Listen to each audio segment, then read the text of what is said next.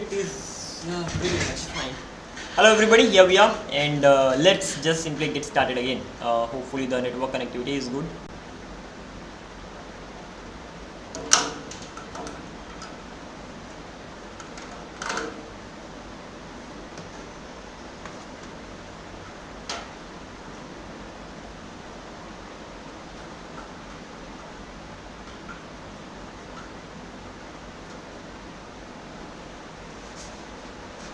Alrighty, hopefully it's gonna be fine right now. Let's just simply click here. And let's just simply start revising. Last time even the network got disconnected because of the thing that live ended, and then I got some work as well. So I had to just leave that in there, but never mind. I hope I'm audible. Ended.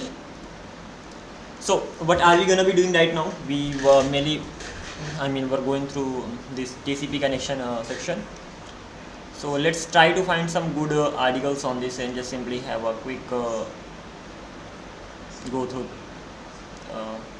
and that is it. Okay, so these are the three ones we have. First one is TCP establishment connection, sync plus ACK and ACK, and how about this?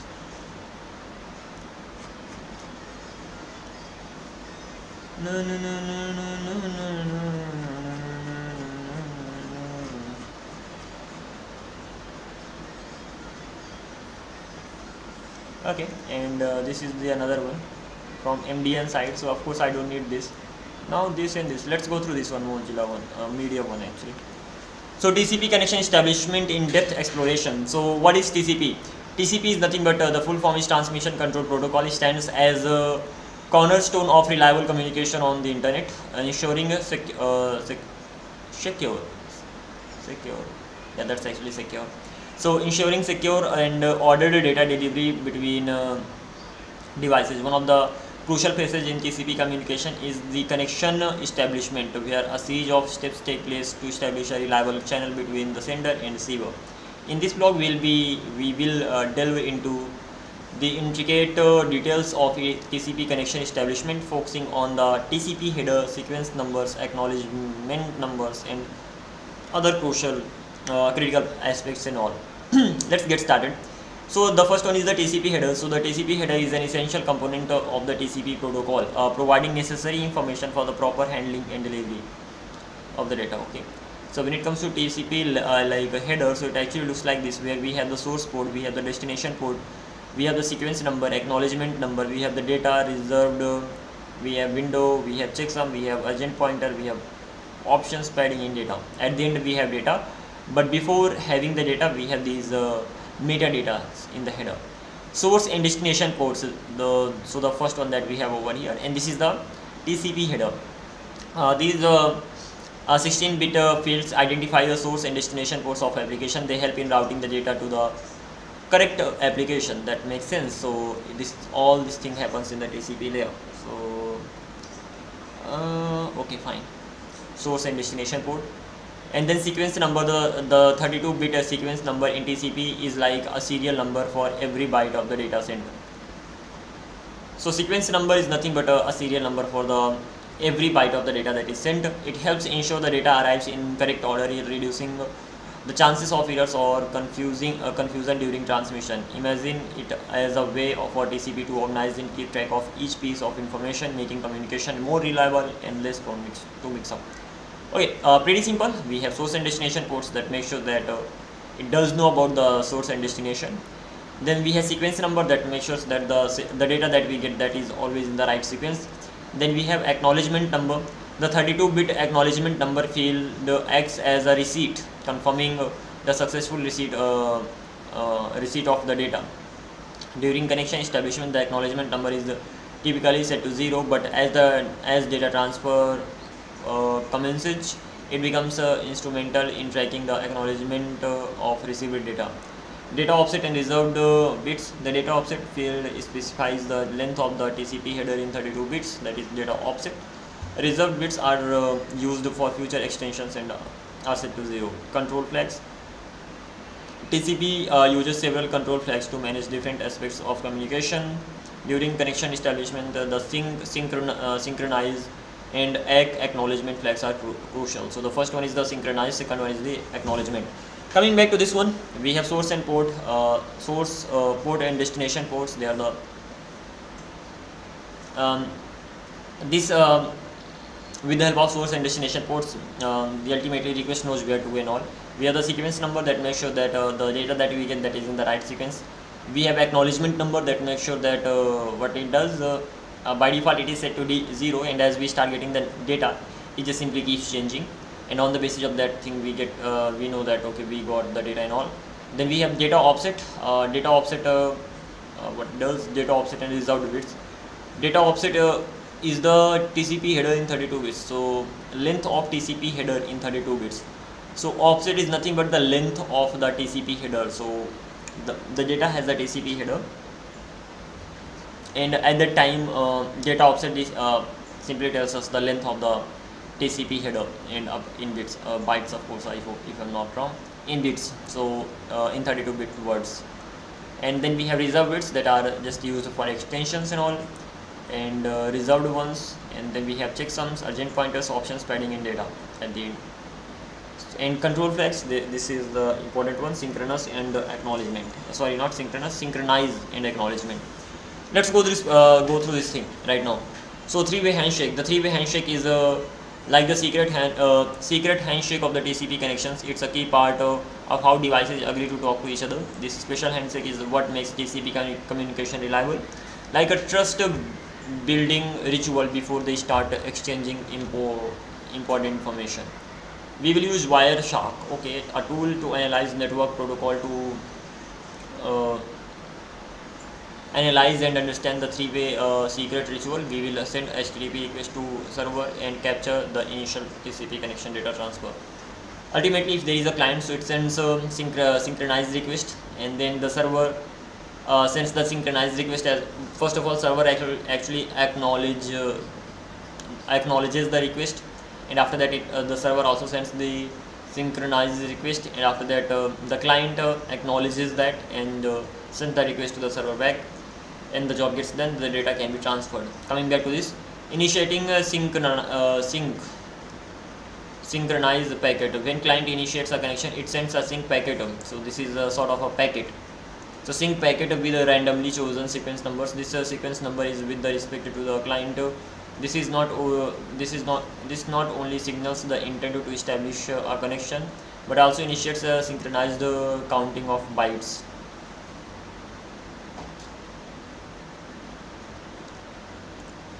Now what is this?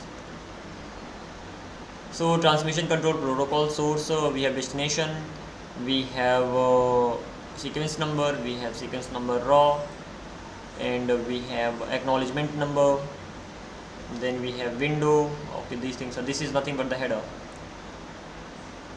Urgent pointers, this. As you can see here, the sequence number is a randomly generated number between this to this.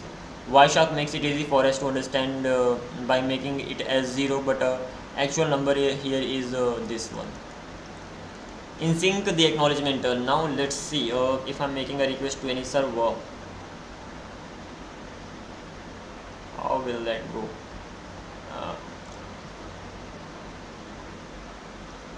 Wireshark, here we are. I have it, but the question is,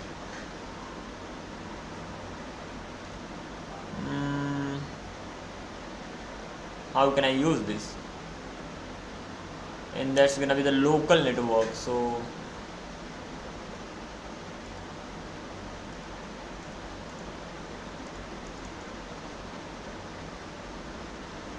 honestly, I have no idea exactly how this Wireshark works. We have the things here, the TCP connections are being made, even acknowledgement packages are being sent, but at the end we do not have any.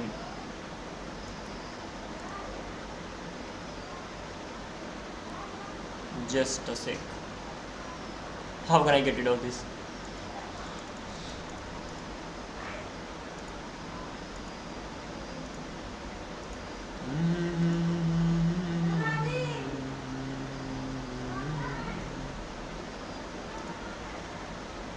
Do you want to save the captured cancel here? Probably I'll need to know more about it.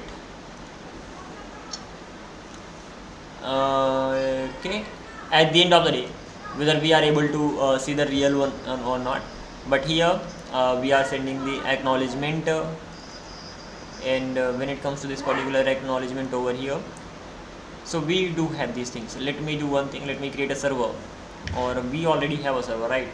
So let me just simply run that. I wanna see exactly how the things go on here. So let's just simply run a normal project. That normal can be what? Yeah, let's run this only. Again, it's gonna take time to compile this stuff, but before even that, I need to know about the what Wireshark as well. So cd f/web dev.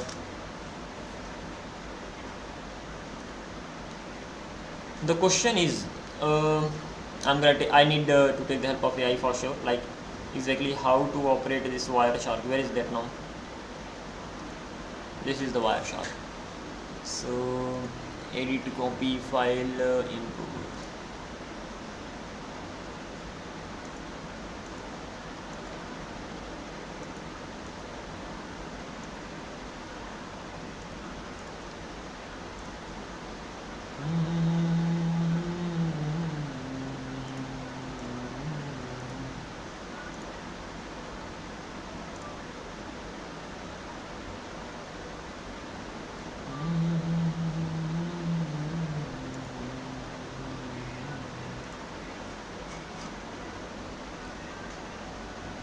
Let me close this and open it again.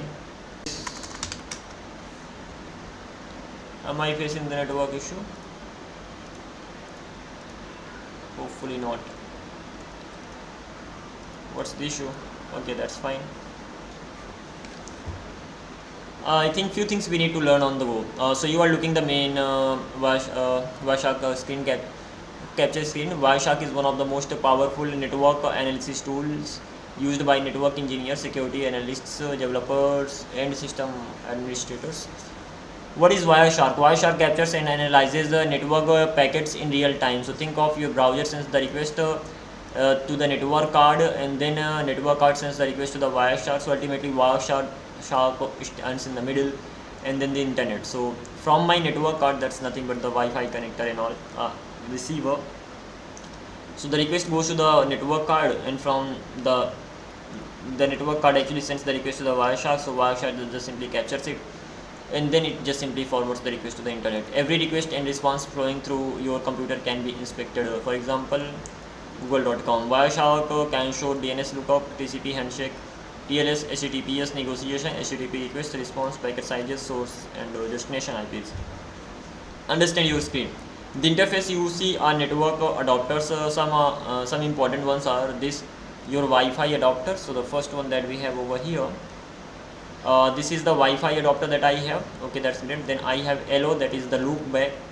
So I have LO over here, that's nothing but the loop back. I have Docker 0. I have this where is that? I have this Docker 0 over here. Docker bridge network. So Docker bridge network, that's fine. So we have Docker bridge networks, and then Docker bridge network BR as well. So these are the Docker bridge networks that we have. And any capture from all interfaces.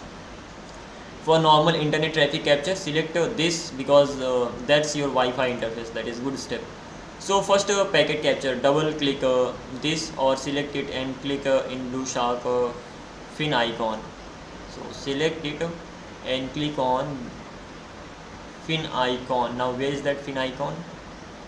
Start capturing packets. Stop capturing packets. Restart current captures.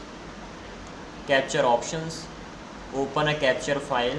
Save this capture file. Close this capture file. And then what is this? Reload this. Okay, this is mainly used for reloading this file. Find a packet. Go to the previous packets. Next one. Go to the next packet, I think. And this is go to specified packet. This is go to the first packet, go to the last packet, automatically scroll to the last packet during a live capture. Okay, and draw packets using your coloring rules. Fine. Zoom in, so enlarge the window or text. Zoom out, shrink the window text, return main window text to its normal size. That is great as well. Resize packet list columns to fit contents, and reset the layout. Okay, default size. So ultimately I have to click this, and then I have to click on the fin icon, and that is I think this one, and it turns out to be right. So I clicked on that icon. Then what happened, many requests, they just simply start going. So these are the requests that are going right now. Okay, that is good thing, but the question is that I have to select a particular request. Step 2, packets will start appearing. You will see something like DNS TCP. Open a website, for example http github.com, then you will immediately see hundreds of packets. Important packets types are gonna be DNS domain lookup. So we have to look up for github.com, and protocol DNS, and filter is gonna be DNS. TCP protocol. Okay, let's just try this thing out. So let me just open github.com only. I already have many of them all opened here. So github.com, this is open right now, and what I want to do, that we want to filter, right? We want to find a packet.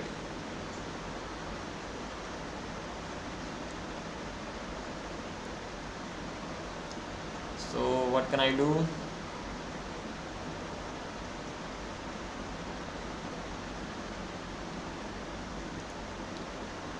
Connection filter TCP. So ultimately we have to filter what? Domain lookup github.com. If I click on this, enter display filter github.com, TCP is gonna be the filter one.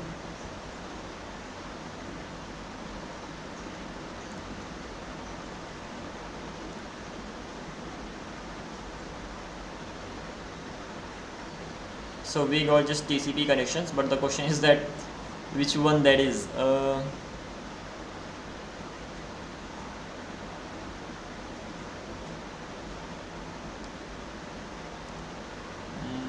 String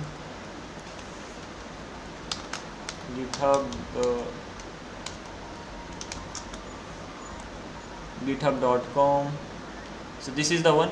This is the DNS lookup for the github.com. This is the first thing. So the request went like this, and this is the TCP connection for the same.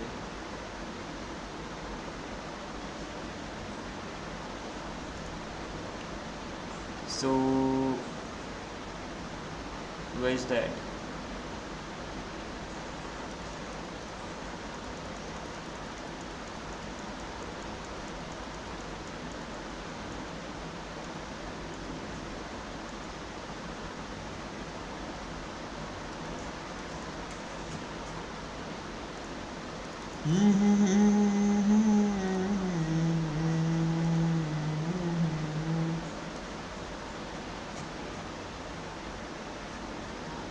So probably this is the first one for github.com. This is a DNS request. If I actually have a look at this, so in this DNS request we have source, destination, so transmission control. So if there's any DNS request, that handles all, right?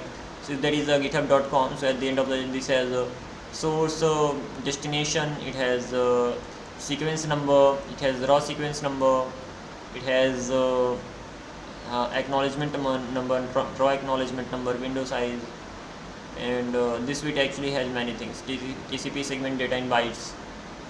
So yeah, you can just simply go through it. This is good one anyway. Let's get rid of this. And overall, you can check the TCP connection, and it does contain those values. Coming back to this one, we can just simply look for this, and client sync. If you actually look for TCP, then sync server, sync act, and this is called three-way handshake. That is right. So if I just try to search TCP right now, display filter, that's gonna be TCP, and if I run this find, so what is happening over here, that is a request went from this port to this port, and then a request came from this port to this port. First one was sent with this, second one was sent with this. Okay, things are going over my head completely. I'd better just know more about it, exactly how the things work in this particular thing. Wireshark, but okay, we are able to see the TCP connections, the request is going, there is acknowledgement, and what else? Nothing else.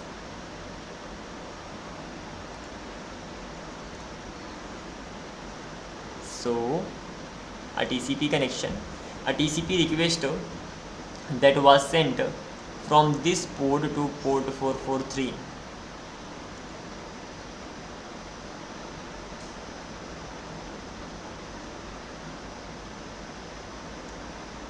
And this is the info section, and that has the source IP this, and then belong to the same IP. This was the first request, and then the request went to this. Yeah, here we are. So first of all, what happened, that a request got sent to the server at port 443, that is the default port of HTTPS. So from here, especially let's talk about this one. So over here what is happening, that the request is going from 37524 port number to port 443, and that is the acknowledgement request. So acknowledgement packet is actually being sent, but before even that, synchronized packet should be sent somewhere as well. So anyway, acknowledgement, and there is something called this PSH and acknowledgement. So yeah, some packets are being sent with requests are being sent with some packages and all. I think this is gonna help me. Egg sync egg.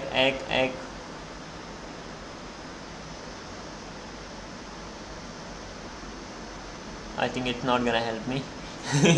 Never mind. Okay, we will be digging deeper into this soon, very soon.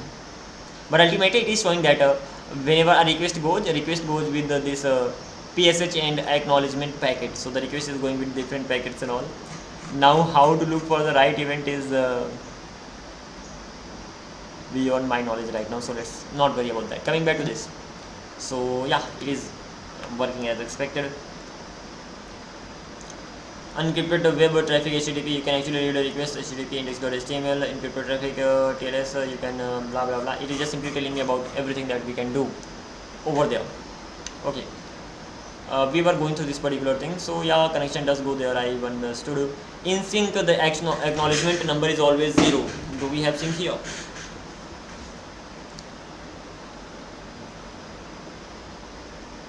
This is the synchronous request. How do I know? Because sync is mentioned. Yeah, this is the synchronous request. Flag is the sync. That is why this is the synchronous request. Synchronize packet that goes with this, and acknowledgement number is 0 here. We can also see that the sync flag is set, indicating the server that the client wants to initiate a connection. Okay, the window size here is this, which indicates the server that the client can only accept this amount of data at a time. This seems very low because the client do not want to allocate a lot of memory in the initial sync request. Window size is 16-bit field and can have max value as 64 KB, but this limitation is overcome by window scaling. Window scaling in TCP is needed to overcome the limitations of the 16-bit window size field. In scenarios with a high-speed network or large bandwidth delay product connections, the default window size may become a bottleneck. Window scaling allows TCP to negotiate and use larger effective window size. optimizing data transfer efficiency and performance in modern networking environments. So okay, we sent a sync request. After that, sync acknowledgement, synchronize acknowledgement packet is sent. The server acknowledges the sync packet by sending sync acknowledgement packet. Here the acknowledgement number corresponds to the received sequence number number incremented by 1. This step confirms not only the receipt of the initiation but also establishes synchronization for further communication. So the second one is the sync and ack. Right now the acknowledgement number is increased by 1, and I think the acknowledgement number corresponds to the received sequence number incremented by 1. That's okay, 0 plus 1. And yeah, so we get it. Transmission protocol. So the first one was actually sent from 54846 to port number 80. The second one is being sent from port number 80 to the 54846 port, and 846 port, of course, and of course it has the data and all. The server has responded with its sequence number this, and the acknowledgement number is the client's sequence number plus 1. So whatever the sequence number of the client was, it just simply added 1 on top of that, and that is right, makes sense. And the sequence number is this.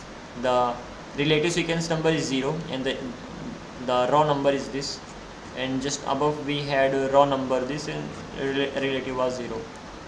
Alrighty, going ahead, we can also see synchronized acknowledgement flags are set, indicating the server is ready to establish a connection, and it acknowledges the client's initial sync. The client then needs to respond with acknowledgement to complete the three-way handshake. That is right. Final acknowledgement packet, again the number is going to increase over here if I'm not wrong. Acknowledgement number. The client, upon receiving the synchronized acknowledgement packet, acknowledges the acknowledgement by sending a final acknowledgement packet. The acknowledgement number in this packet is set to the received sequence number of the sync packet incremented by 1 as expected. This solidifies the connection and reliable data exchange can commence. That is okay. So ultimately the number that it gets, so the acknowledgement number just gets increased by 1. That hasn't been done yet. Then we have acknowledgement. This should be 2, shouldn't it be? Because I got 1 from the client side, server side. In the below image we can see that after a successful TCP connection, get a request is sent on each data transfer. There is a PSH acknowledgement, push acknowledgement flags. What the hell?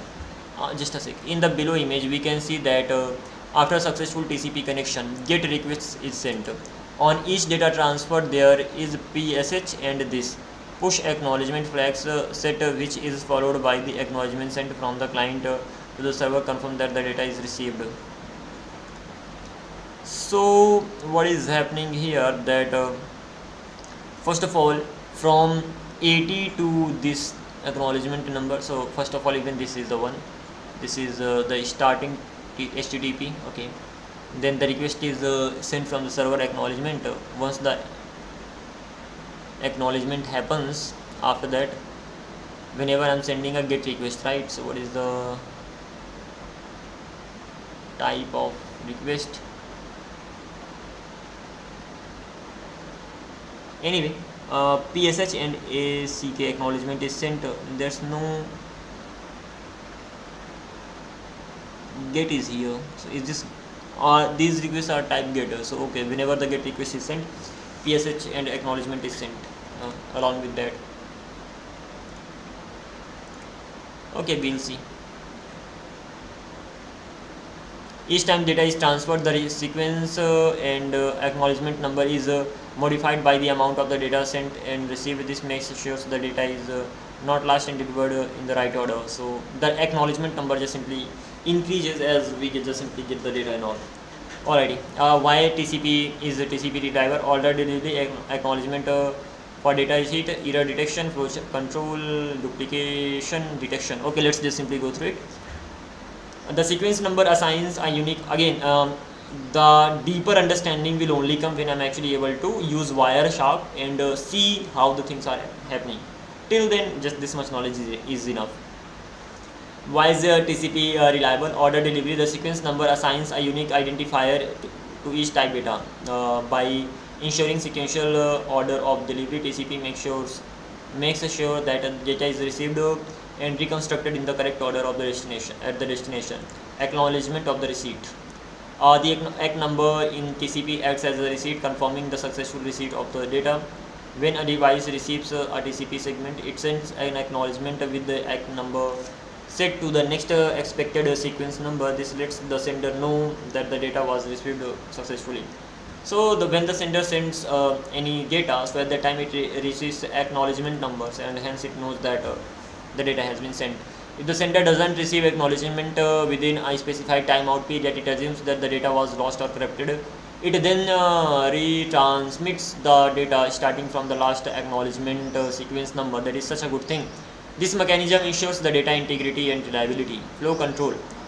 The acknowledgement numbers also play a role in flow control. They indicate to the sender how much buffer space is available at the receiver. If the receiver's buffer is nearing its limit, the sender can adjust its transmission and the duplicate packet is discarded to prevent unnecessary. Okay. Ultimately, what is happening that pretty simple stuff, keeping it simple, that is this particular thing. So a client sends a synchronized packet to the server. That synchronized packet actually contains a lot of things: a source, destination, any TCP header, and all. So it contains a lot of things in itself, and then the request is sent here. It sends even the acknowledgement number. That acknowledgement number is increased by 1 on the server side. Then server sends sync packet back to the client. Client increases the acknowledgement number by 1 again, and then sends it back to the server. Now whenever the data transfer happens, as the data transfer happens, of course when sending the data, metadata is also sent. At that time, acknowledgement number is just simply increased whenever we get whenever if I'm sending a request, right? So at that time, first of all, acknowledgement will happen, and then only data can be sent. So at that time, after the acknowledgement, it sends the data, and when it sends the data, the acknowledgement number increases, and if we do not receive the acknowledgement number from the client side, server side, that simply means it failed, so client can send the data again. So it just simply happens like that. Okay, I mean, it's verbose, I know, but let's not worry about that. Ultimately, what happens that, first of all, using three-way handshake, the connection gets established, and after that, data transfer actually happens. Okay, good stuff. So this particular thing we've talked about. There is something called OSI model. There are different layers. Like when it comes to OSI model here, just a sec. Talking about the OSI model, so there is something called application layer, and then we have presentation layer, then we have what that we have application, session layer. So this is all about I hope 1 2 3 4 5 6 7, there are 7 layers in OSI model. OSI by ISO, International, I forgot the full form of ISO. By the way, OSI is related to ISO. We'll be just simply going through this particular thing as well. These are the layers. So whatever, first of all, the data is sent from the application layer to the presentation layer. In the presentation layer, the data is actually formatted in the right structure and format and all. After that, it is sent to the session layer. Session layer is mainly responsible for maintaining the sessions. So if there is a TCP connection and all, so it just helps maintaining the session over there. In the transport layer, we have TCP and UDP, two protocols over here. So as per the data, one of the protocols is just simply used. This is the overall overview of it. So at transport layer, we have two protocols, TCP and UDP. So what happens that as per the data, as per the request, either TCP protocol is going to be used or UDP protocol is going to be used. Just below that, in the network layer, the data that we send, that is actually gets converted into segments, if I'm not wrong, segments, or probably, or the data is converted into segments here only. In the network layer, probably it is converted into segments. I'm gonna be reading through it. And then in the data link layer, that's again converted into frames, and then from frames it's converted into bytes, and the data is sent. That is something I'm not quite sure about whatever I wrote here, so I'm just simply gonna be diving deeper into this. So coming back to this one, it's better to just simply go through. Just a minute. Sequence number. This is the sequence number whenever a sender sends the request to the receiver. So we have the sequence number, we have synchronized number, we have MSS, we have window. We don't have any acknowledgement number, really. Okay, let's see. Okay, suppose the acknowledgement number was sync only, right? Let's see. So it receives it, and when it receives it, it sends the sequence number, synchronized number, that was 1, MSS, whatever that is. Window, acknowledge it literally, or just knowing this much is more than enough. Diving deeper into this, I don't think it really makes sense, as long as I know that this is what actually happens. And now what's the exact flow? I mean, that can be done later on, right? This is not the right time to just simply dive deep into this three-way handshake. The way is simple. The client sends the synchronized packet with the sequence number, acknowledgement number, and that is received by the server. When the server receives that, the server sends the acknowledgement number and the acknowledgement and the synchronized packet back to the client. The client receives that, and the client acknowledges that packet from its own side, and hence a TCP connection gets established and the data can be transferred. This much knowledge is enough for now. Now exactly how the things are happening, what are the algorithms and all, what's the right exact way, can go through that thing later. I think that's better right now. Second one is the OSI model, and even in the OSI model,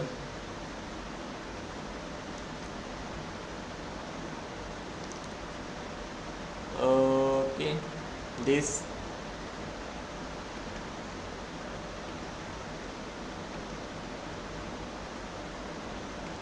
let's see what's the OSI model. I mean, I've opened so many of them. Coming back to this one, the first one is the OSI model, and forget about this.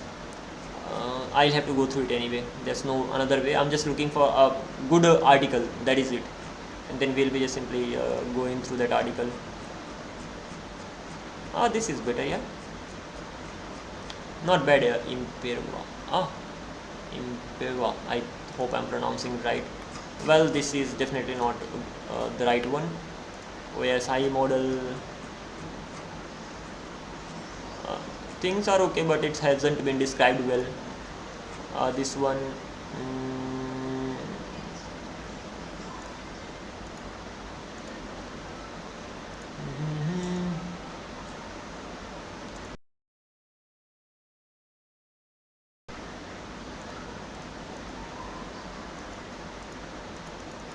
is this sort of a task?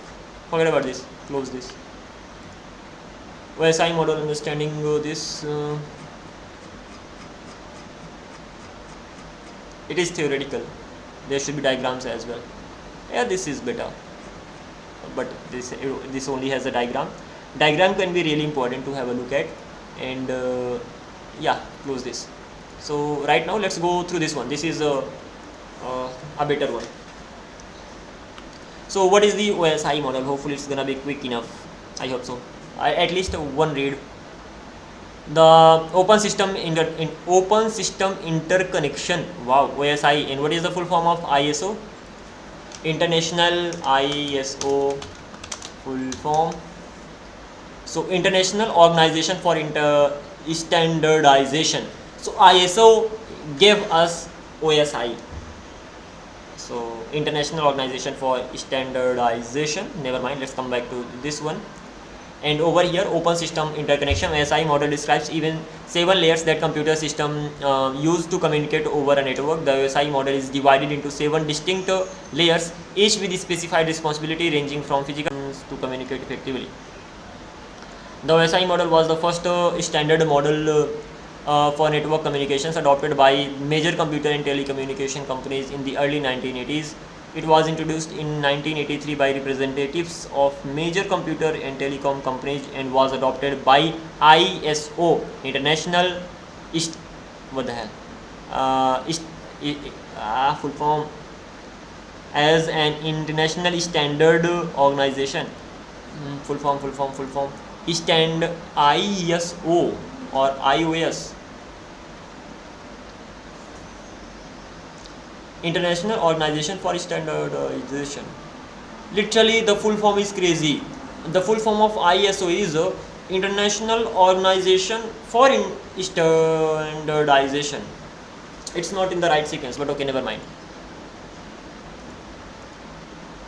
Okay, the modern internet is not based on OSI, but on the simpler TCP IP model. However, the OSI 7 layer, so TCP IP model, ultimately it has 5 layers. So ultimately what happens that first 3 layers, application and presentation and session layer, they are one layer combined, and so 2 layers are gone, and below this not physical actually, network and data link layer, they are one. So this is how it just simply goes on. Coming back to this one, the modern internet okay, not based on this. However, the OSI 7 layer model is still widely used as it helps visualize and communicate how networks operate. Why does it needed? Is it needed? Shared understanding of complex systems, faster research development, flexible standardization. When it comes to this one, so human, that's good stuff here. So application layer, human computer interface layer, where applications can access the network services. Presentation layer ensures that data is in usable format and is where data encryption occurs. So this is the human interaction layer, where we just simply clicks the button and all, adds the data, sends the data, whatever. And then we have presentation layer. This is where the data is actually formatted and encrypted. And after that we have session layer, that is just simply maintains connections and responsible for controlling ports and sessions and all. So ultimately it just, if there is a connection, it just simply persists that, it makes sure that the connection is established. Then we have transport layer, so transmits the data using transmission protocol including TCP, UDP. So ultimately a transport layer is used for transmitting the data. It transmits the data using either TCP protocol or UDP protocol. Then we have network layer, decides which physical path the data will take. So network layer actually decides which physical path the data is gonna actually take, and it even converts the data into frames or segments. We'll see. Data link layer defines the format of the data on the network. So network layer decides which path that data will take. Data link layer defines the format of the data on the network. Transmits, and the physical layer transmits a raw bit stream over the physical medium. Okay, understandable. How to go out of this page? Yeah, that's fine, makes sense. Coming back to this one, we have this application layer. So ultimately in the application layer, what is happening? From the application layer, I'm sending a request to a website. So the request goes to a website, return content in required format. Oh sorry, I sent a request from a website to the application layer, and when the request went there, returned content in a required format. The request was just simple, it was returned. Coming back to this one, presentation layer. So presentation layer actually presents it in the right format. What else? It just simply adds encryption, it compresses the data, and so encryption is added, the data is compressed, and then translation happens. So it just does that. Session layer, if there is a session between two clients, it just simply persists that, if I'm not wrong. Then there is transport layer.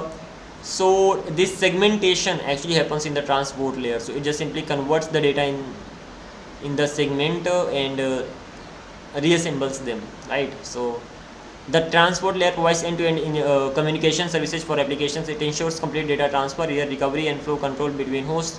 Okay, fine. Does it do protocols at this layer include transmission data protocol, TCP or UDP? This is connection is oriented, ensures reliable data transfer. Okay. Is there any, what the hell? it doesn't tell me. Okay, got it. So ultimately this is how it goes. These segments, the data is actually converted into segments in the transport layer, and that then that particular the data, the segments, they are further converted into packets in the network layer, and then those packets are converted into frames, and the data at the end data is actually converted into bits and sent. This is how it just simply goes on. So packet creation happens, just a sec. In the transport layer, we get the segment the data, and we reassemble them and all.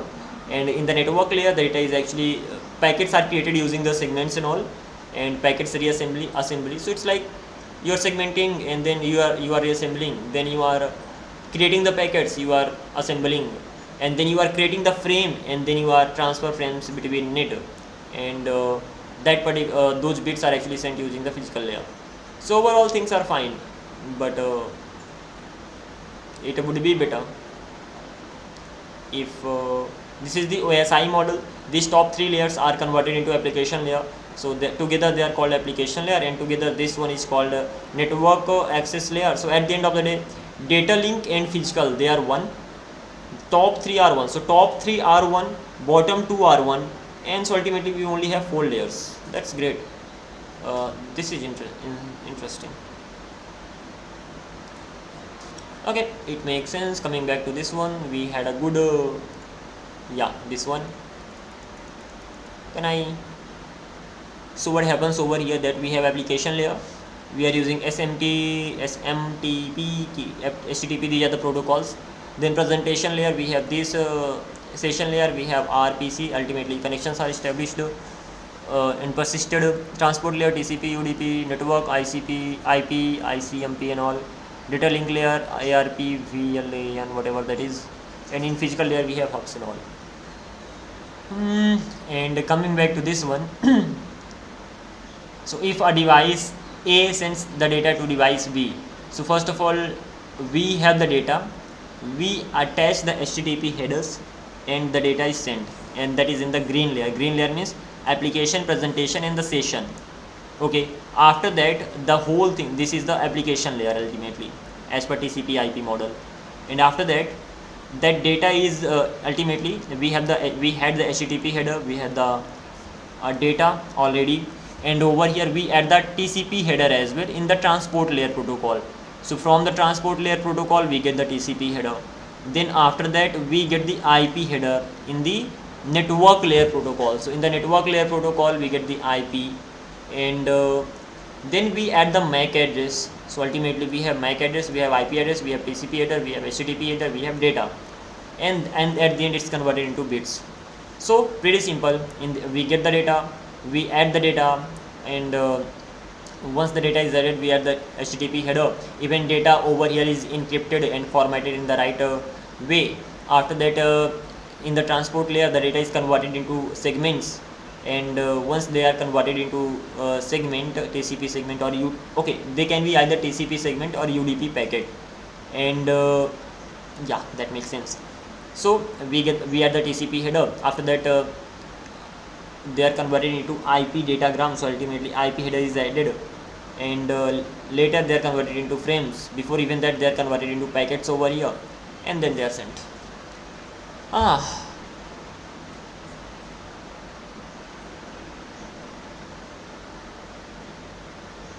I think this much is fine for now.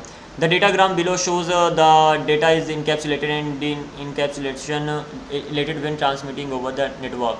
So when device A sends data to device B over the network via HTTP protocol, it first added an HTTP header at the application layer. Then TCP or UDP header is added to the data. It is encapsulated into TCP segments at the transport layer. The header contains the source port, destination port, sequence number, acknowledgement number and whatnot. And then the segments are then encapsulated with an IP header at the network layer, and that is called the packets. The IP header contains source, destination, IP addresses and all, and this whole thing is actually called packets. Then the IP datagram is added added a MAC header at the data link layer with the source, destination and all. This is actually called a frame.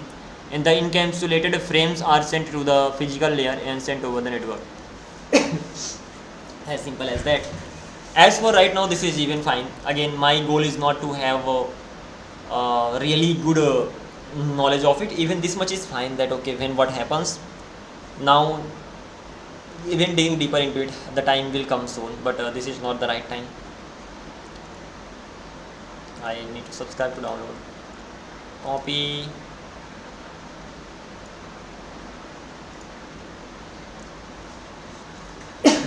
Excuse me, this is the right one anyway. Clearly specifies what happens when. Okay, coming back to this, we've sort of gone through it. Same things are happening here. TCP IP. Even we have hybrid in the sense application transport. This why am I sneezing? Okay, and after that we have data link layer and physical layer. They are converted into network access, and the hybrid we have here. So we still have data, we still have physical layer. This one is combined together. Okay, makes sense.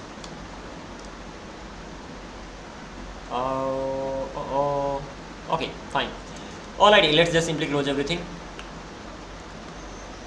Just a sec, what was here?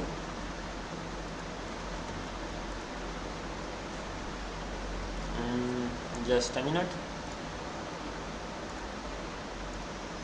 It is exactly the same that we had a look at.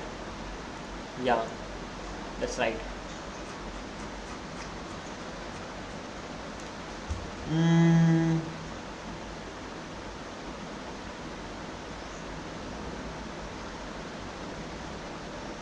What is this pH over here? So first of all, let's have a look at. So we got the data plus pH, then HTTP header, then TCP header, then IP, and then MAC header, and then okay, this just simply keeps going on really quickly, but yeah, it just simply makes sense. So ultimately, what happens that the data that you get by default, and after that you add pH, something called in presentation layer, then HTTP header, TCP header, IP header, MAC header, and the job is done. So the when the MAC header is added, that is actually the frame section. When TCP added, that is actually the packet section. When the TCP header is added, that is nothing but the segments. And when presentation layer is added here, and session layer does what? Session layer adds something called HTTP header. It is pretty simple, yeah. Data presentation layer does the job and formats the data here. Session layer adds the HTTP header because that maintains the connection, like it kind of persists the connection. That is why it just simply adds the HTTP header over here. And once all this thing is done, then in the session layer, just a sec, in the transport layer, we add the TCP header, and hence this gets this is called segment. And after that, that particular segment is sent to the network layer, and we add the IP header over there. This whole thing is called packet. And after that, in the data link layer, this whole packet is sent, and in the data link layer we add IP header over here, sorry, MAC header over here. And this, once the MAC is added, this whole thing is called what is this called? Frame. And at the end, those frames are converted into bits, and it is just simply sent from here and there. This is better.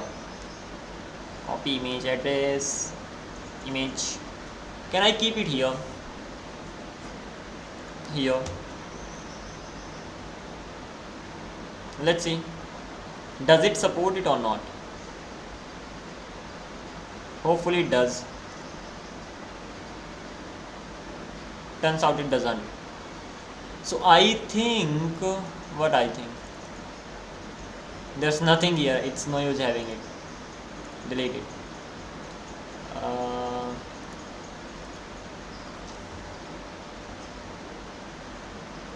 Just a minute. I'm gonna take a screenshot over here. That would be a better job to do. So for taking the screenshot, get ready. 3, 2, and 1. I missed. Never mind. One more. Let me just simply take the screenshot. Already the screenshot is taken. Let's simply keep it here. So we have talked about these layers and all quite well, and let's just simply go through this particular thing. We have application layer. This is the first layer of the network stack, and this layer exists on the final apps, Zomato apps, Twitter apps, and all like this. Logic of this layer needs to work is implemented on these apps. On this layer we write how the user interacts should work. We use these protocols. Transport layer we have, this is the second layer. The data collected on this application layer on this on the application layer is passed to the transport layer. Transport layer exists on the operating system level. Any protocol you are following on the application layer, how to route your packet, everything is now one protocol. IP, data link layer, error detection in our physical layer. Okay, I can do one more thing, that is application layer. We get the data, so ultimately I got the data. In the presentation layer I just simply formatted the data, so data plus a ph whatever I had. In the session layer, data plus ph plus http header. Okay, inside transport layer, as per the data that we have, or as per the request, either TCP is used or UDP is used. If TCP is used, data is actually converted into segments. If UDP is used, data is actually converted into user datagram. This is the format of the data, if I am not wrong.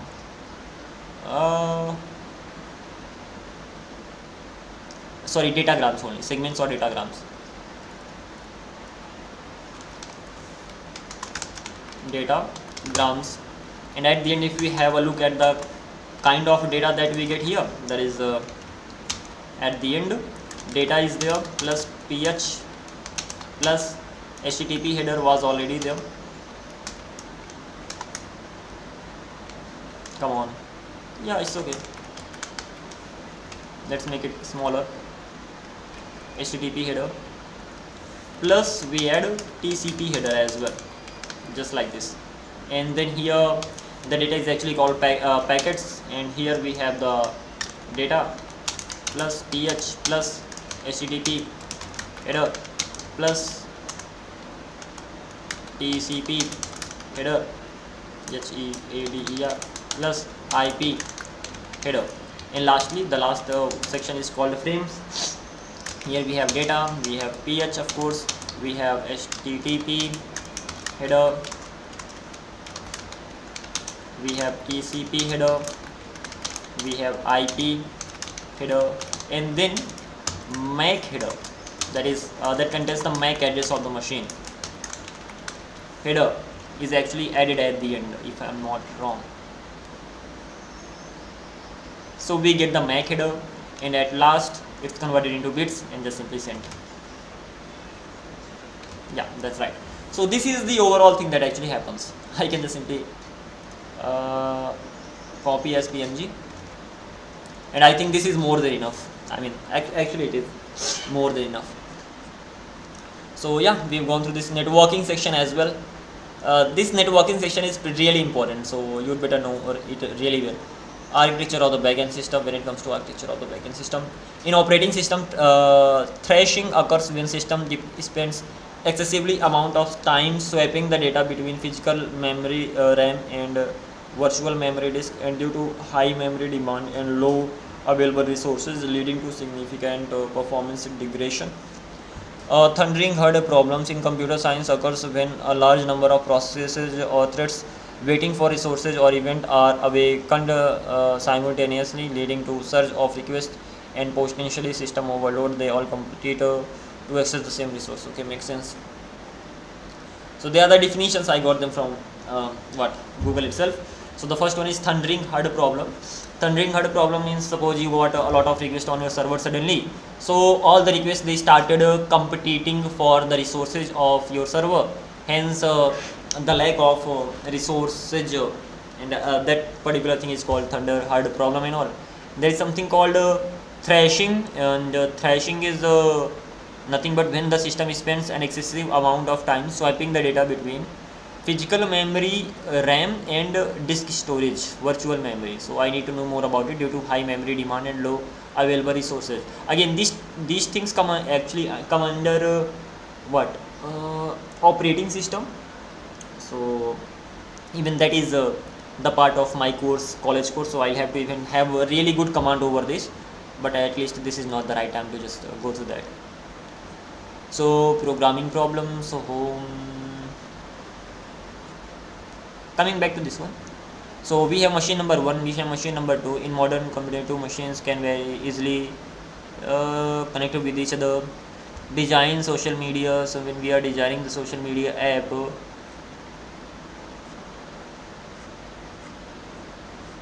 what is here anyway?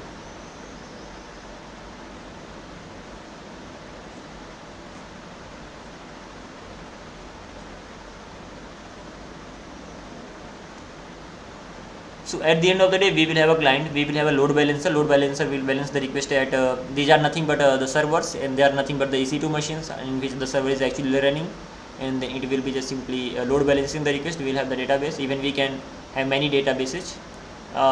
This is nothing but the what server scaling or database scaling stuff. Virtually scaling horizontal, vertically scaling, horizontally scaling makes sense. Ready what ready one SSD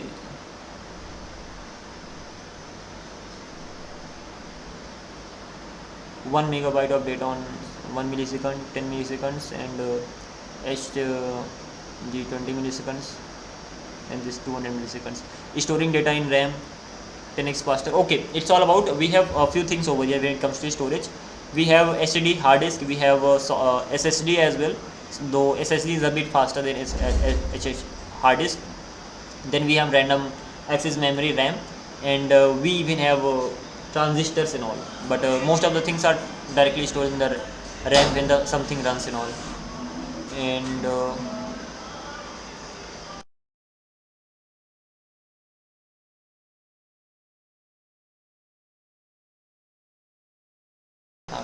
okay, let's continue. And I think I need to go through it well. If there is something we are gonna be discussing together. And first of all, what it is all about designing a social media app. So when you design a social media app, the browser is gonna be talking to the backend, and at that time there's gonna be a server. And when that is a server, so we have to decide where the data is actually gonna be saved and all. So computing capabilities, how easily we can execute the instruction. Storage capability, how easily we can save the data.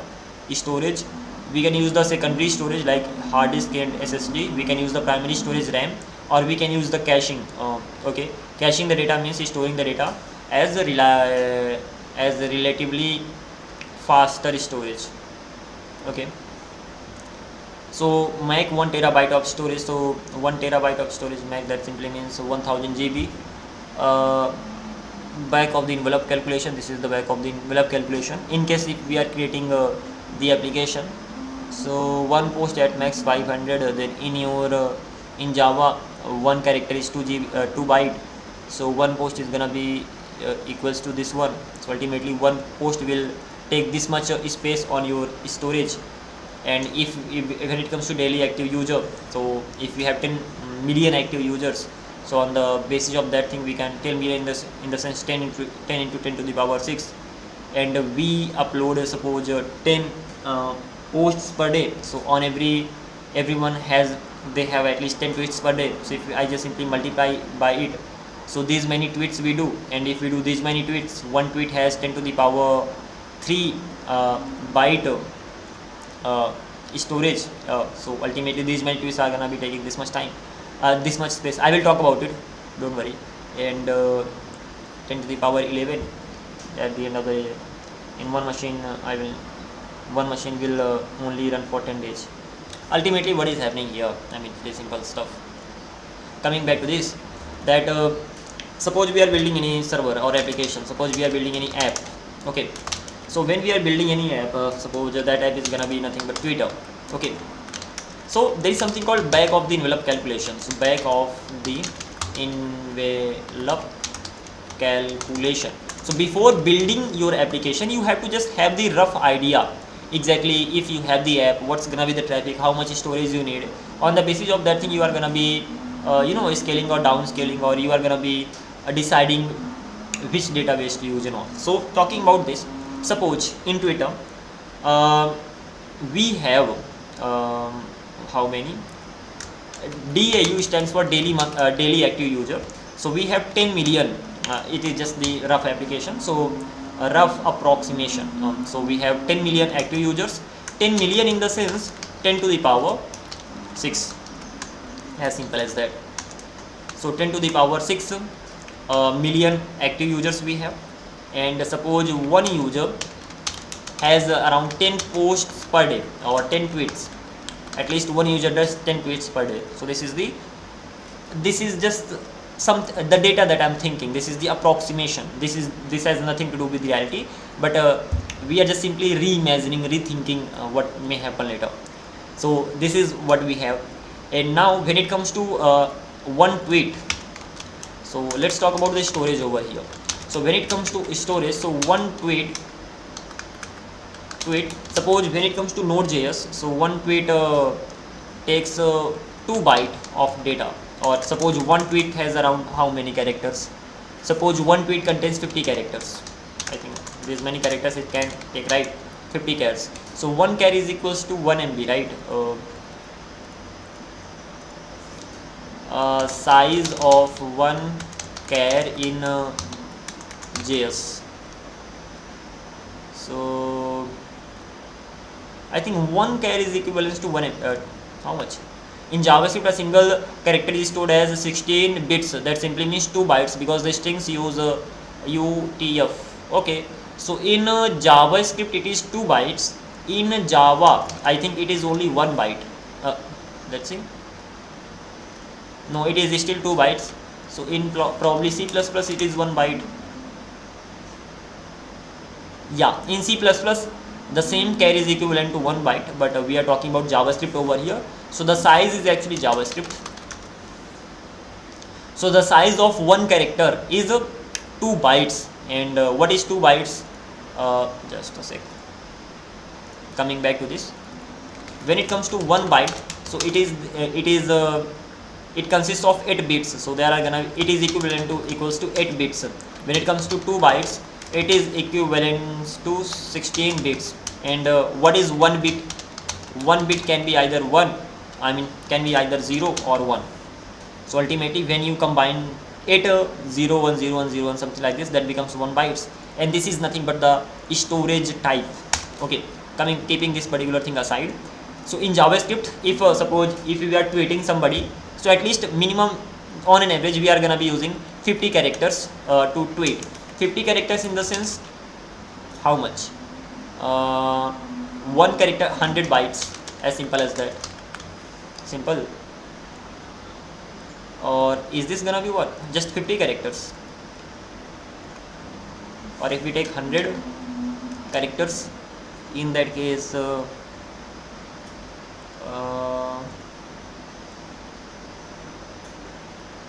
how many characters are gonna be taking? How many characters I took here? Just a minute. 500. Okay, here we imagined that in my previous example, I imagined that I need 500 characters. Now how to calculate the characters?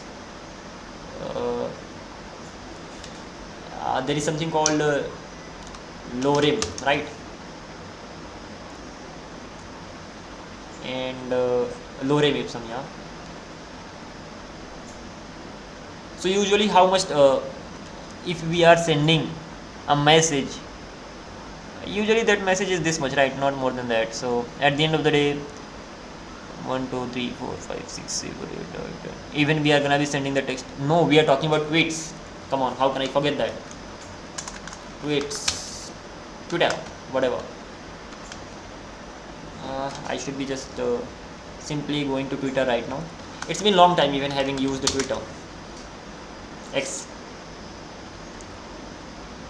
Okay, let's see. Even on Twitter, it's not like we are just simply sending the like just characters. We are sending the images, we are sending the videos, we are even querying them. So at the end it's gonna be too much, but let's see. It's gonna take loading time. So let's do one thing, let's just simply calculate. So suppose we just take 100 characters, okay, and if we take 100 characters to just simply tweet, and later on we may add more things as well, we may add images and videos and all, but just approximating it right here. So one tweet, especially let's talk about a post. So when we are posting a tweet, at that time we have what? We have suppose 100 characters. 100 char means 1 carry 2 bytes, 100 carry 200 bytes. So we need 200 byte of space for one tweet, as simple as that. And now how many users we have? We have 10 million users. When it comes to users, we have 10 million, and number of tweet per user is 10. That simply means total tweets are gonna be in a day, that's gonna be 10 million. That simply means 10 to the power 6 multiplied by 10, and that simply means 10 to the power 7, just like this. Now total storage per day, of course we are talking about that. So one tweet takes this much byte, so 10 to the power 7 multiplied by 200 byte. How much is 200 byte? 10 to the power 7 we already have here. And as for multiplied by 200 byte, come on, 200 byte. As for 200 byte, how can we write that? So byte, byte is the, so I can write it like 2 multiplied by, come on, 10 to the power 7 multiplied by 2 not this, or probably like this. So 2 to the power, not this, 2 to the power 10 to the power 2 multiplied by, ultimately I'm getting confused over here, just a sec. So we have 10 to the power 6 users, ultimately these many users, and if we add total tweets, that's gonna be equivalent to 10 to the power 7, right? And this is the total request we have in a day. One request takes this much space. How much is this? 2 into 10 to the power minus, if I say 10 to the power 1 or 10 to the power 2, will it be fine? Yeah, it will be fine. 2 into 10 to the power 2, this much space, byte space, of course, one tweet take. So ultimately I'm gonna be just simply multiplying it by 2 into 10 to the power 2. Now if I just simply calculate it, so we have 2 multiplied by, come on, 2 multiplied by 10 to the power 2, 10 to the power 7, that's gonna be equals to 10 to the power 9. Now how much is 10 to the power 9? So 10 to the power 9 means billion. So 2 into 10 to the power 9, that is billion. How much is 1 billion? 1 billion is equivalent to how much? There is a table. So suppose we have 1000 byte, that simply means we have 1 KB. Okay, if we have, that simply means 10 to the power 3, 10 to the power 3 byte, that is equivalent to 1 KB. Now if 10 to the power 6 byte, that is equivalent to 1 after KB 1 kilobyte megabyte, so 1 MB, and after that 10 to the power 9 byte, that is gonna be equals to 1 GB, and then 10 to the power 12, that's gonna be 1 terabyte, 12 terabyte, yeah. Then 10 to the power 15, that's gonna be 1 petabyte. So ultimately 10 to the power 9 is equivalent to 1 GB. So I hope it's gonna be right. So I can even say, am I facing the network issue? No. Why is it taking time? Forget about this. Back of the envelope calculation. So back of the envelope calculation, here we have this. and the one that I had.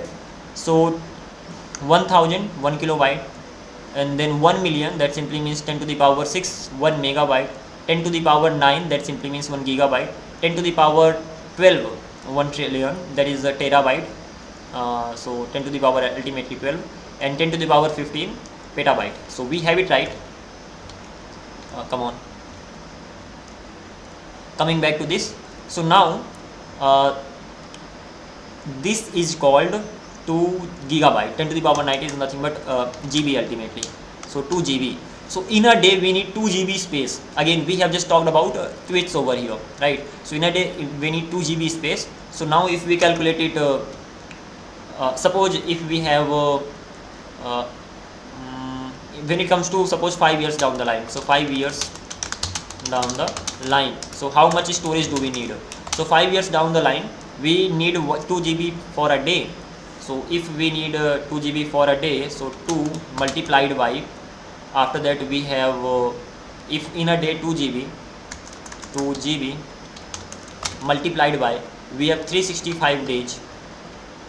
For 5 we have 365 days for 5 years, just like this.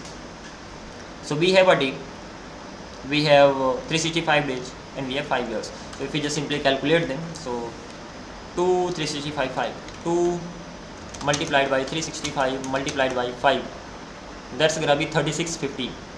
Okay, so that's gonna be equals to 3650 GB storage. Okay, now how much is this?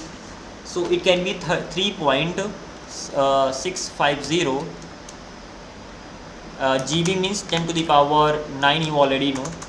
So 10 to the power 9, and as we made it in what this is called in decimals, so I will get 10 to the power 3 as well. So 10 to the power 3. So 10 to the power 3 multiplied by this, you will get 3650 only. So this much we've got. And now if I try to calculate this, so 3.650 multiplied by 10 to the power 3 and 10 to the power 9, if we just simply multiply them, that's gonna be equals to 10 to the power how much? That's gonna be 10 to the power 12. And 10 to the power 12 is what? 10 to the power 12 is 1 terabyte, as simple as that. So if we just simply try to keep it simple, so that simply means how much is it? 3.650 and 10 to the power 12 means 1 terabyte. So TB. So ultimately, just it is more than 600. So 3 terabyte and 65 something. So it can be around 4 terabyte or something. Approximation, or you can say 3.5 terabyte. Okay, so at least this much storage. It cannot be it can never be less. So it can always be more than that. So at least we need 4 terabyte space in our database for further coming 5 years, and similarly for 10 years it can be even double. Not only this, we are just simply storing characters right now. So we are just simply allowing tweets. Now later what we can do, later when it comes to post, we can even say that okay, images can be added. Even when it comes to posting, videos can be added. Video. So now in a tweet, suppose the size of the image, now you have to know or guess exactly what is the size of one image. Considering it can be around 50 or 100 byte or 200 byte. How much? Size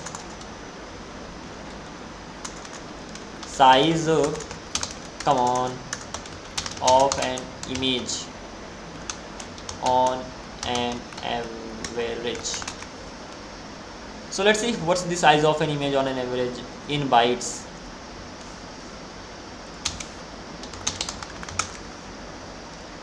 So it is the average file size of an image, it just simply varies on an average. Okay, for uncompressed this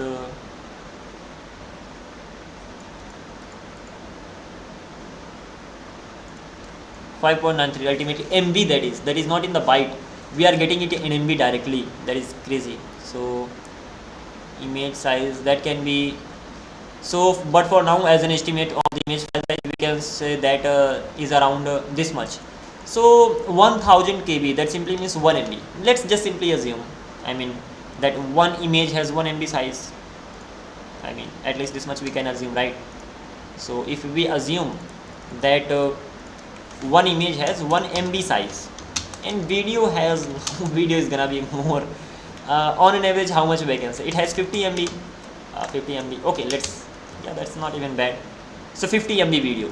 So now if we even add this, we only have the bytes. If we start adding the video and if we calculate, this storage is gonna be far greater. So if we just simply try to calculate it, so just with the text it is this much image per day and one video per day.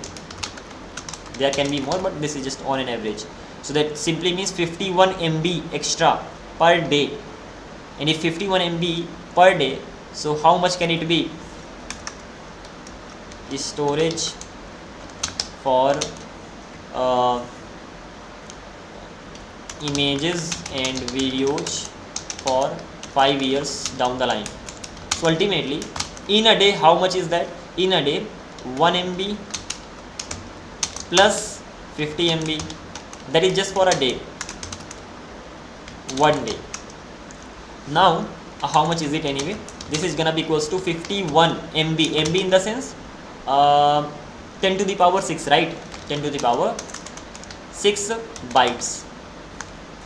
MB means 10 to the power 6 bytes. Yeah. So this particular thing is done. And now 5 years. So 51 multiplied by 10 to the power 6 multiplied, come on, this should, I had better use x over here. So 10 to the power 6, come on, 6, and for 5 years. So 365 multiplied by 5, and if I just try to calculate it, so 51 365 5. So 51 multiplied by 365 multiplied by 5, and if I try to calculate it, 93057. Okay, so this is gonna be equivalent to 93057 multiplied by 10 to the power is still 6. So 10 to the power 6. Now if I try to just I'm gonna keep it in decimal, so 93.057 multiplied by 10 to the power how much?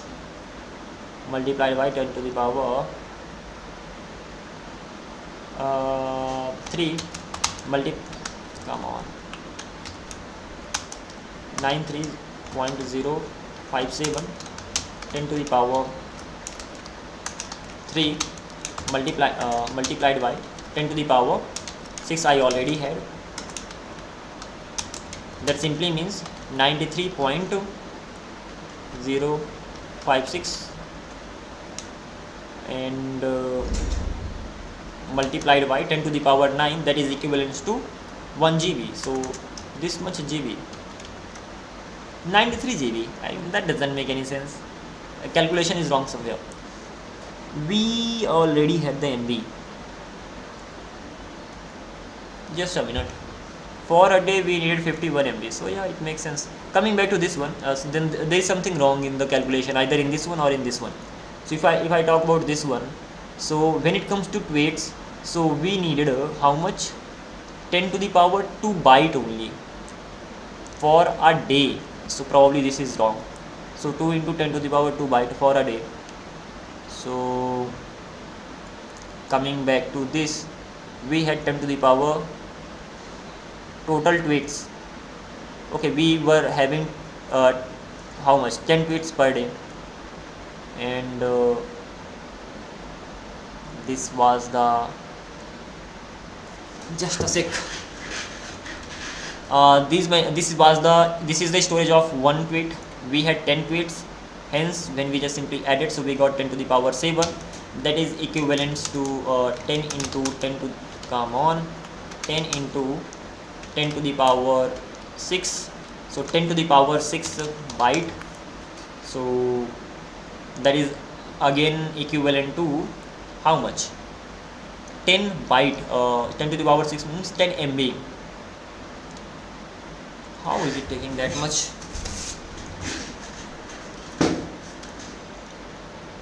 Total tweets, this was the issue, it should be 2 over here. Ultimately the storage is not 10 to the power 6, the storage is total tweets. We have 10 tweets per day, okay, and if we talk about the storage per day, so this much is the storage of one tweet, so I should keep it here. So this calculation was wrong, so this is it, and multiplied by 10, so 10 tweets are there, this is the storage of one tweet. Now if I try to calculate that, sorry, that was my bad, that is why I thought how can it be even more. So 2 into 10 to the power 2, and that simply means 2 into 2 into 10 to the power 3, that is gonna be equivalent to 2 into 10 to the power 3 means MB. So 2 MB data went. Yaar, I'm crazy, sorry. We just needed 2 MB data, not even 2 MB, 2 KB data. 10 to the power 3 is called KB. So 2 KB we needed, especially if the character size is that much. So we had 10 tweets per day, we have these many users. I even forgot this thing. I think time to keep everything structured with. We have daily active user 10 to the power 6 million. They are the daily active users. We have these many tweets. That simply means the total number of tweets. So let's talk about total tweets. Total tweets, that's gonna be equals to 10 to the power 7. 10 to the power 7 tweets per day. At least this will make it better. So we have these many tweets per day, these many users per day, these many tweets per day, hence these are the tweets for all the users. One user has these many tweets. Okay, once we have this, so we have the total number of tweets going per day. Now what we can do, that if we want to calculate what, let's get rid of this thing first of all. Of course I made this mess, so I need to clear it as well. So these many tweets we have per day, ultimately the numbers of the users multiplied by the number of the tweets I have, so that's gonna be 10 to the power 7. That makes sense. Now let's talk about the storage per day. So when it comes to the storage, so 10 to the power 7 multiplied by the storage was how much for a tweet? Storage for a tweet, it was 200 byte. That simply means 2 multiplied by 10 to the power 2, as simple as that. 10 to the power 2, yeah, that makes sense. So that is it, 2 into 10 to the power 2 byte. Again we are talking about in bytes. So 10 to the power 7, that's the number of the user, number of total tweets we have, and 2 into 10 to the power 2, this is the number of these many tweets we are sending in a day, 10 to the power 7 for all the users. Makes sense. Hence 10 to the power 7, and this if we just simply calculate it, 2 GB per day, down the line 4 TB. This is right. So we made a mistake in this one. How did we make a mistake in this one? We said that initially that the image size is gonna be 1 MB and video size is gonna be 50 MB. What we forgot to do, that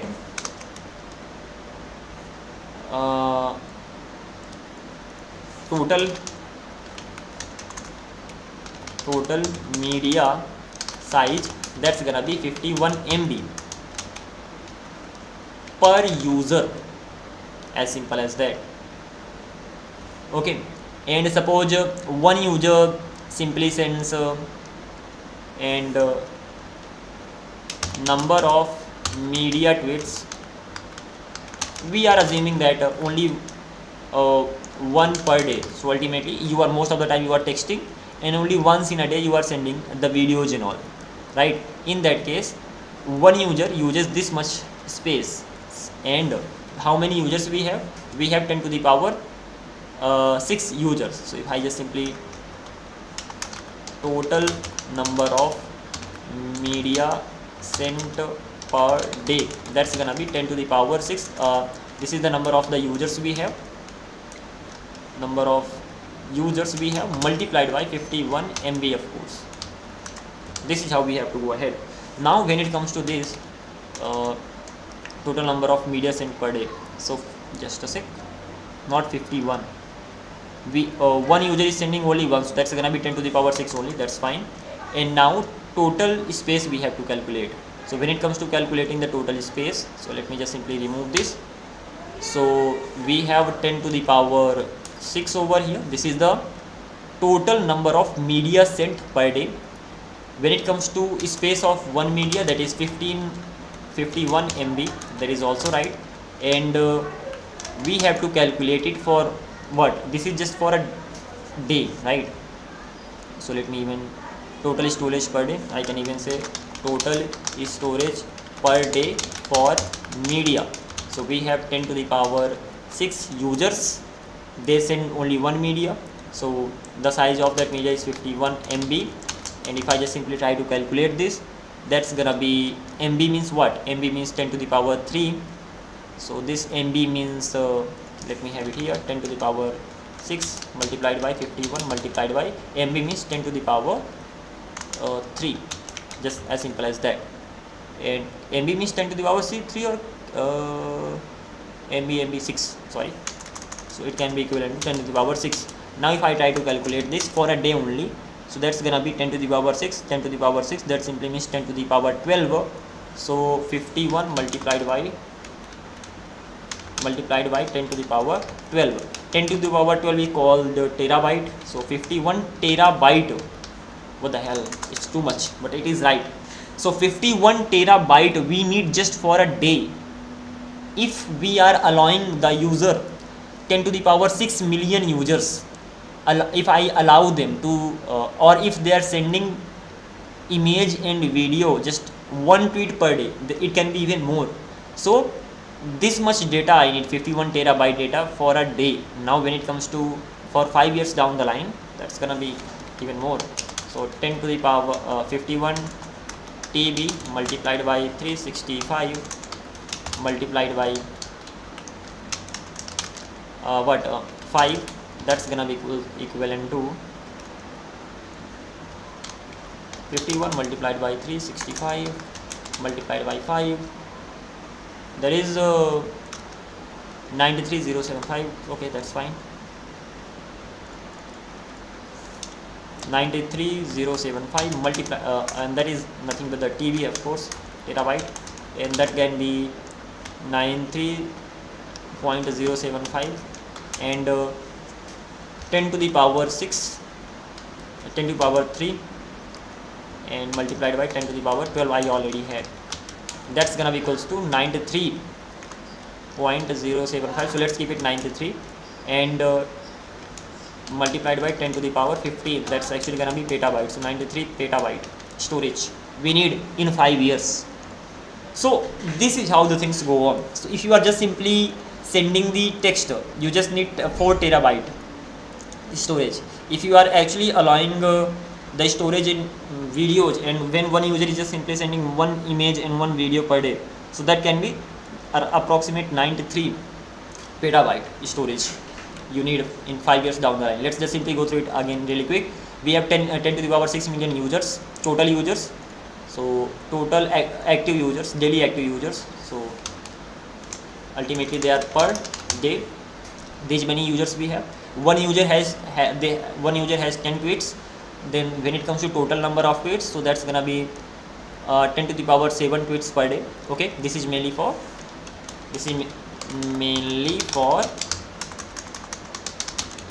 characters, mainly for tweets with chars.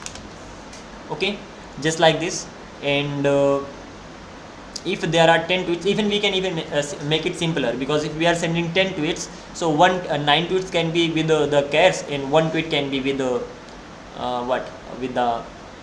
with image and video. So that can be even something that we can keep in mind. So coming back to this, we have the storage. So post tweet character takes this much storage, and image takes this much, video takes this much. So this is the overall storage.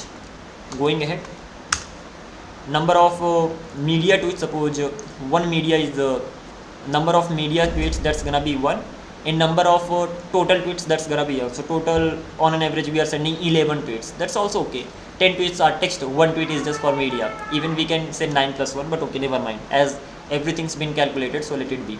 So total media size, one media size we already know, 50 plus 1, that's gonna be 51 total media size over here. And once that particular thing is done, total number of media sent per day, how many medias were sent per day? Only one media like image or video were sent, right? Especially together we are thinking. So in that case, that's gonna be equivalent to 10 to the power 6, because these are the these many users are there. Once this is done, then total storage per day, this is for the character. Let's talk about the total storage per day for what? This is for the character, right? 2 GB per day character takes, and total storage per day for the media, that's gonna be 51 calculated by the number of users. Hence that's gonna be equivalent to 51 terabyte. This is huge. It is 2 GB, and when it comes to this, so one user takes 51 MB, so that can be around 50. It can be even lesser as well. The videos and all, they can be compressed. So usually we can even consider it lesser than 50, but okay, never mind. So if we calculate, that's gonna be around 51 terabyte, and now we have to just simply calculate the stuff, and that's gonna be for the 5 years. Okay, so this is how we just simply calculate back of the envelope, do back of the envelope calculation. And this envelope calculation is needed. Again, we just imagined over here, if you are actually building any application, you know better than anybody else, right? If you are sending the images, what's the size of the image, you can just simply see in your application, like what is the size of the image you allow, whether you compress those images or not. So if you are actually compressing the image, the size can be far lesser. The size can be even less than 1 MB, and the video size can be even less than that. But ultimately, it's completely up to you how you handle this stuff, and the way you handle this stuff, on the basis of that thing, you are gonna be just simply calculating this, and then you will have the idea, okay, 5 years down the line, this is the storage I need. And even when it comes to not even the storage, how you will be handling the request, because if 10 to the power 6, ultimately 1 million users are there, so they are gonna be suppose sending a request 100 times per day, because they will just simply keep scrolling. So the total number of requests, suppose here, if we just think of one more thing, that is total number of requests by one user in a day, that's gonna be 100 requests. Okay, suppose one user is scrolling on Twitter, and 100 requests got sent to the database. 100 requests, it is okay. I mean, in Instagram it's quite common. Here 100 is, I think, quite a lot. But what a lot? It is simple. I mean, just imagine. I mean, we are just simply imagining here. Okay, so we don't need to worry about anything. So suppose if as you keep scrolling, so 100 requests went to the database, the server.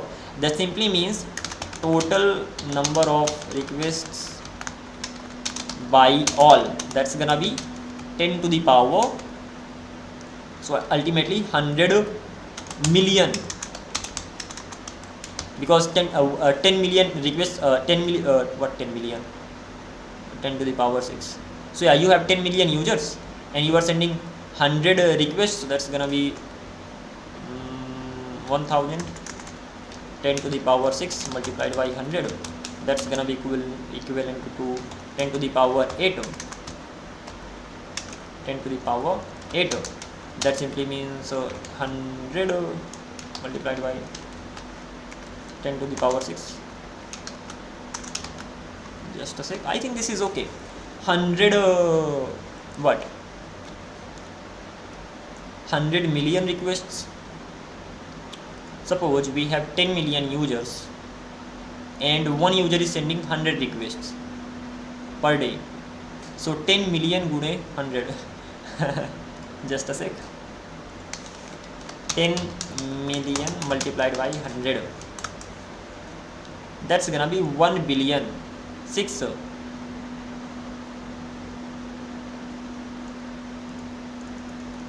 10 million 10 to the power 6.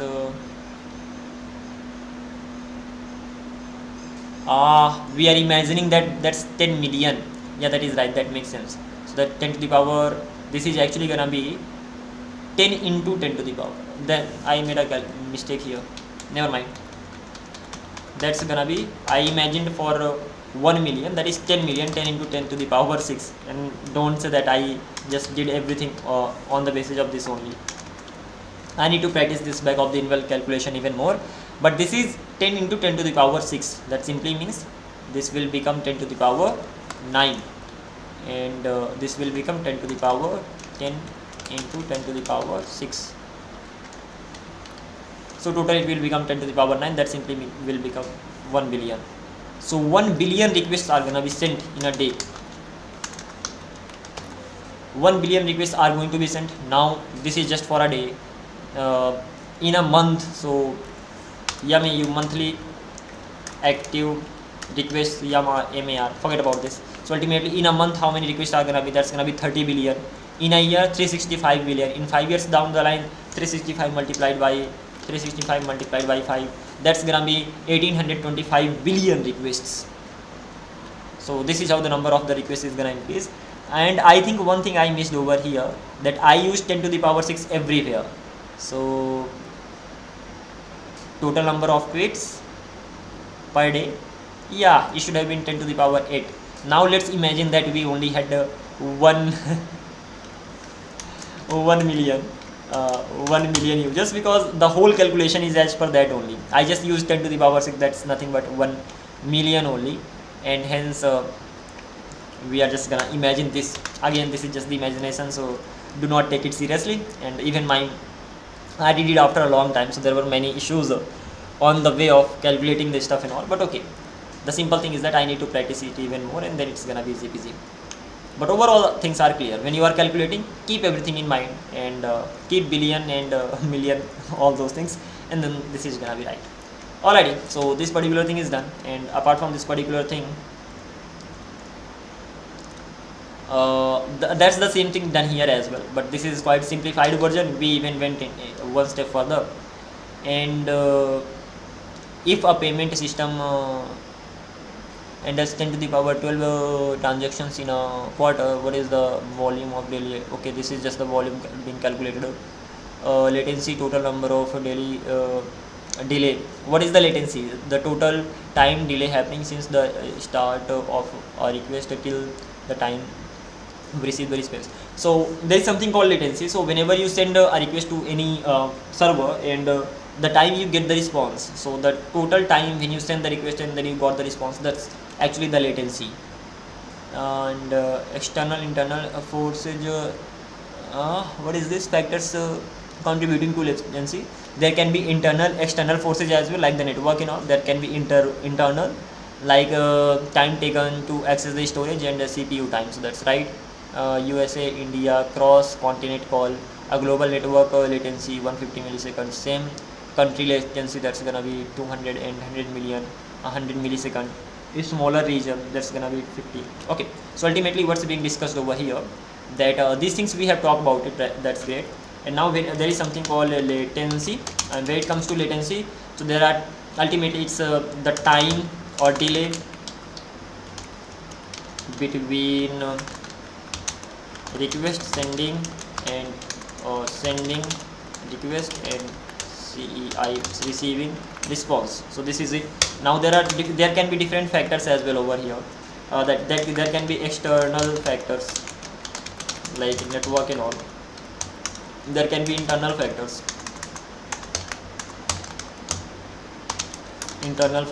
Those internal factors are gonna be what? Factors. Suppose we have CPU, so the capability of the CPU power, whatever call it, and then there can be time taken to get the data from database. So ultimately these are the internal factors. And let's talk about this external factor. So when it comes to this particular external factor, so there can be different things like global latency. Global latency in the sense, suppose you sent a request got sent from India, the server is actually in the, and you got the response from US. So this way it's gonna take a lot of time. So what are the solutions? First of all, your server should be in the same country. So it should be in the same country, and if possible it should be in the same, so ultimately it should be in the same region, first of all this, and then it should be in the same what is that called, in the same area, so area in the same city, so in the same city, and that is called account act, I forgot the name. Ultimately that should be in the same city. So this is how it just simply goes. Anyway, that was it. I just got some work, so I'm gonna be getting it done, and then we'll continue from here on. Okay, so I'm gonna be catching up soon. Until then, bye bye, take care, and see you.